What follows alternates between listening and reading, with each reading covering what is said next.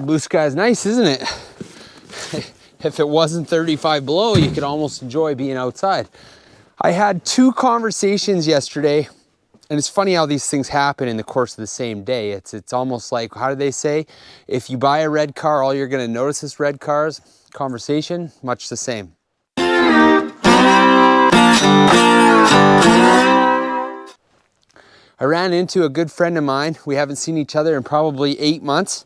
We ended up talking for an hour and a half. And this continued on to another conversation that evening with another friend of mine. It had very much the same tone. The idea was, what exactly is your version and sense of freedom? And I don't mean how free is your country and what do the laws allow you to do. So let's put that aside. Your own personal sense of freedom. A lot of people often go, well, that's financially motivated. Well, it probably is. I mean, it's hard to buy groceries. If you aren't doing anything, you need that financial security for freedom. What gave me a thought was that these 2 gentlemen had varying views, and I found myself somewhere in the middle. The first gentleman was looking at it from the perspective, now keep in mind, we are all self-employed, all 3 of us. We make our own way, and you know, we're our own boss. So there's freedom right out of the gate in that. So that's more of a mindset. Financially, the first gentleman, he's looking more and more at it that, hey, maybe I don't need all this stuff, you know. Maybe I'm just gonna live in a travel trailer and I'm gonna follow the work around and I'm gonna experience the country and set out on an adventure. The second gentleman, worked very hard, but more in a stationary manner.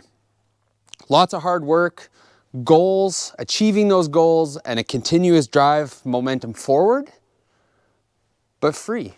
Free to do what he chooses, both of these guys, free to do what they choose because of the hard work that they do. Now, I found myself in the middle.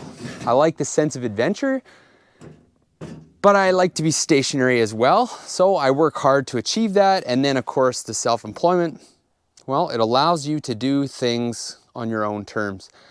But what shone through in the conversation was there are 2 distinct versions of this freedom that we're discussing. And I don't think there's much room for argument. There could be, but I think there's 2 versions. There's what people think freedom is going to be and what they think they deserve. And that is, they do not want to go to work. They want to be able to do whatever they want, whenever they want, but that's not earned. That's an entitled freedom, and that doesn't exist. Then there's an earned freedom.